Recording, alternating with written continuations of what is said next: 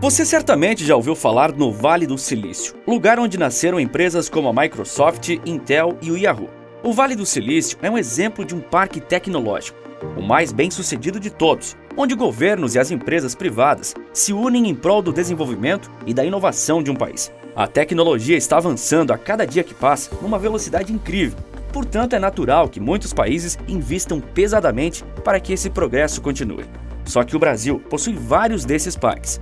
Mas por que nós sequer ouvimos falar deles? E o que fazer para trabalhar em um?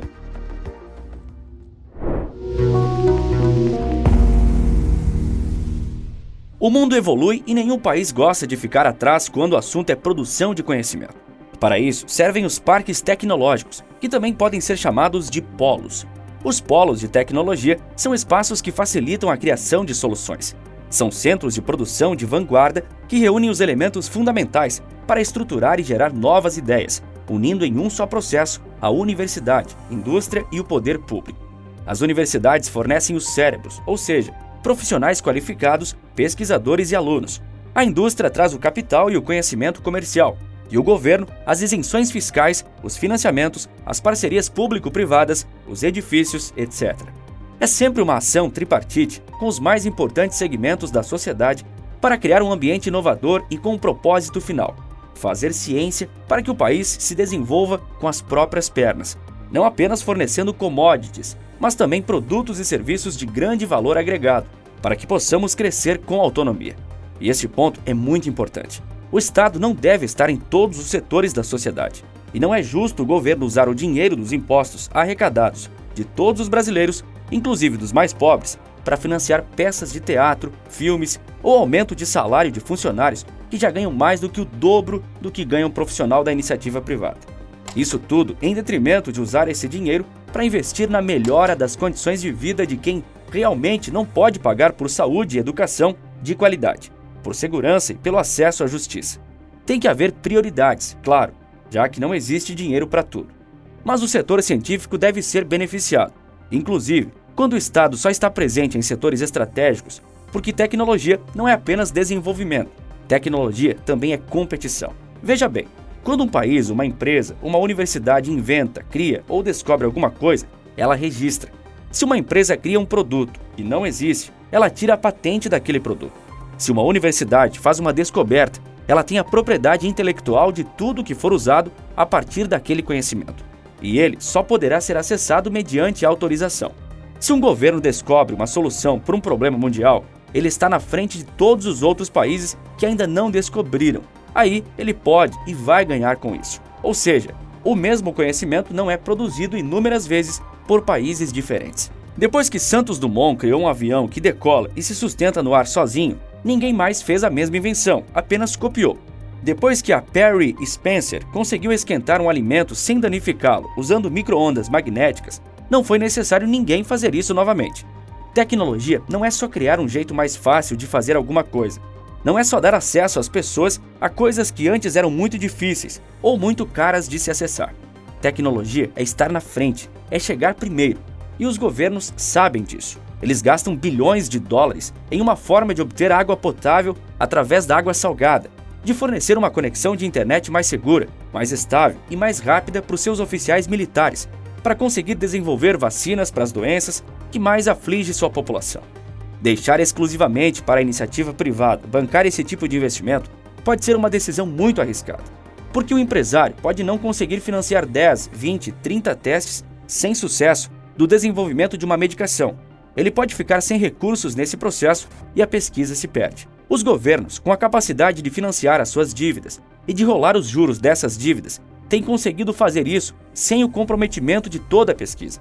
Mesmo em países com estado enxuto, como a Alemanha e os Estados Unidos, os governos atuam estrategicamente e investem em ciência, enquanto mantêm uma economia verdadeiramente livre. Localizado no estado da Califórnia, foi lá no Vale do Silício que surgiram grandes empresas inovadoras como Apple, Facebook, Google, Netflix e tantas outras que são algumas das empresas mais lucrativas da atualidade, valendo trilhões de dólares. Segundo uma pesquisa da CB Insights, uma companhia privada especialista em análise de negócios e inteligência de mercado, As empresas daquela região acumularam mais de 140 bilhões de dólares em investimentos e foram fechados mais de 12 mil negócios entre abril de 2021 e abril de 2022. Mas o Vale do Silício não é o único parque do mundo. Existem vários outros espalhados por aí, inclusive alguns mais perto do que você imagina. Quer ver?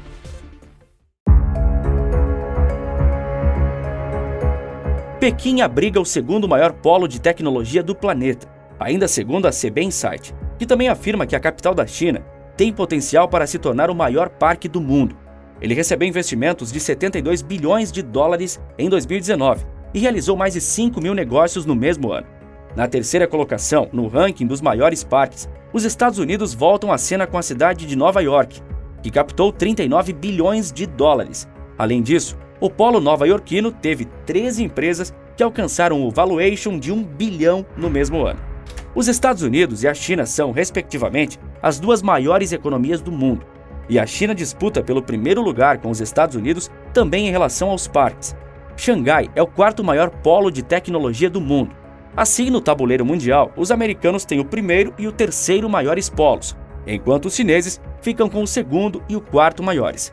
Depois de Xangai, os polos que ocupam a quinta e a sexta posição saem dessa rivalidade, porque em seguida vem Tel Aviv, a segunda maior cidade de Israel, e Estocolmo, capital da Suécia, que fica com a sexta posição.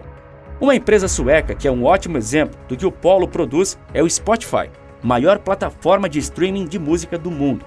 E finalmente chegamos onde queríamos, porque o sétimo maior parque tecnológico do mundo está localizado em São José dos Campos, que alcançou 8 mega rodadas de investimento desde 2014. Então, respondendo à primeira pergunta do vídeo, sim, o Brasil tem parques de tecnologia, e vários, que estão espalhados pelo país, em todas as regiões. O brasileiro só não os conhece porque a ciência aqui é muito desvalorizada. É tida como coisa da elite. Além desse tipo de mentalidade, sobre a qual eu já falei em muitos outros vídeos, nós também não damos crédito para o que é mediano.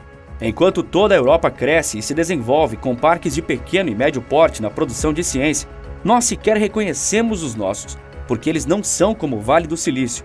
Então, eles simplesmente não contam, não merecem nossa atenção. Além de São Paulo, os outros parques mais importantes do país estão em Recife, Belo Horizonte e Porto Alegre.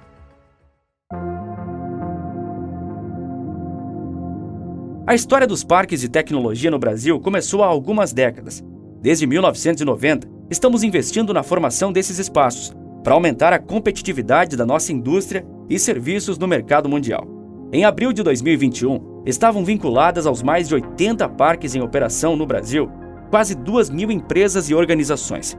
E no período de 2013 a 2021, houve um aumento de 325% no número de empresas vinculadas aos parques no Brasil, mostrando como são importantes esses ambientes de inovação para a criação de empresas de base inovadora. Tem inclusive uma estimativa de que em 2019, as 2.000 empresas vinculadas aos 55 parques em operação naquele ano geraram um faturamento 3,7 bilhões de reais, pagaram 194 milhões de reais em impostos e empregaram mais de 43 mil pessoas. Mas seria muito injusto comparar os parques brasileiros com os americanos e chineses.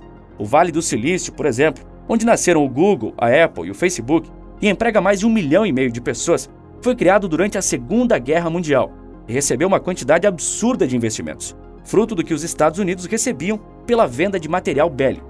Eles usavam parte desse dinheiro para reinvestir em novas tecnologias de guerra e lucrar ainda mais. Aqui, a média de idade dos parques é de apenas 7 anos, com somente 32 funcionários para cada um no geral. Só 3 dos 80 que estão em operação possuem mais de 100 empresas atreladas. Dessa forma, os parques do Brasil ainda são jovens e pequenos, apontando grande potencial de crescimento para o futuro, na medida em que forem se tornando mais maduros. E esse crescimento tem tudo para acontecer porque o Brasil já mostrou esse potencial. Olha só, de 2000 a 2021, nós saímos de 80 parques em operação em outubro de 2022. E não para por aí. Ainda temos 8 parques em processo de planejamento e outros 8 em processo de implantação. É interessante dizer que as áreas em que esses polos atuam são muito diversas. Elas vão desde a tecnologia da informação, a famosa TI, até biotecnologia, economia criativa e agronegócio, o que prova que estão se abrindo novas formas de empreendedorismo de inovação no Brasil. Mas agora que você já sabe que o Brasil possui não só um, mas vários parques tecnológicos, é importante que a gente veja como nós podemos fomentar esses que já existem. Para que o país possa alcançar um nível de inovação tecnológica competitivo, é necessário estabelecer um ecossistema de inovação. Assim, as universidades têm um papel-chave por meio da transferência de tecnologia, da aceleração de empresas e da condução dos esforços de renovação. O Parque de Porto Alegre pertence à Pontífice Universidade Católica do Rio Grande do Sul. O Polo de Belo Horizonte existe pela união da Universidade Federal de Minas Gerais, o Governo Mineiro, a Sebrae e a Federação das Indústrias de Minas Gerais. E o Vale do Silício nunca se tornaria o que é se não estivesse nos arredores de Stanford e Berkeley. As universidades empreendedoras se esforçam muito para usar o conhecimento que geram na promoção do desenvolvimento. E como eu falei antes, os governos também são essenciais para esses parques. Governos, universidades e a iniciativa privada devem se unir nesses projetos para promover um robusto desenvolvimento econômico e social. Aí, todos saem vencendo. Você sabia que a maior comunidade de empreendedorismo digital do Brasil está na capital mineira? Trata-se de um conjunto de startups, empresas focadas na inovação tecnológica. A comunidade de Belo Horizonte, localizada no bairro São Pedro, venceu o prêmio Spark Awards 2014, uma espécie de Oscar do empreendedorismo digital. E o governo brasileiro, como vem atuando? Segundo uma pesquisa de 2019, os subsídios de facilidades e os incentivos fiscais federais cresceram, mas os municipais e estaduais caíram. Ou seja, o governo federal tem feito a parte dele, mas os estados e os municípios não. Os parques tecnológicos receberam em 2019 um questionário do Ministério de Ciência, Tecnologia e Inovações sobre o que eles julgavam necessário para melhorar seu desempenho e para o desenvolvimento dos seus projetos. Sobre as políticas públicas, 97% dos polos afirmaram que a redução da carga tributária é fundamental. Depois, incentivos fiscais, seguidos de auxílio na atração de investidores e melhores condições para financiamento. Pelas respostas, também ficou claro que é bastante importante que o governo federal estimule os estados a criarem políticas públicas de apoio aos parques e que ele também fortaleça as universidades que produzem conhecimento de vanguarda. Incentivos fiscais também foram cobrados, facilitação de linhas de crédito bancário, além do desenvolvimento de ações de marketing para fortalecer as marcas de empresas dos parques, porque assim fica mais fácil atrair investimentos e fazer negócios. Quantos de vocês que estão assistindo esse vídeo nunca sequer ouviram falar do Porto Digital ou do Agropolo? E novamente, promover uma sincronia total e absoluta entre todas as partes que formam um parque, tanto as públicas quanto as privadas, é um dos pontos mais importantes para os gestores dos parques. Mas outra coisa também ficou evidente nessa pesquisa, e se quiser, você vai até poder tirar proveito desse problema.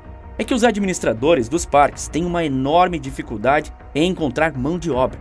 76% dos parques em operação afirmaram que possuem equipes insuficientes para a realização do seu trabalho.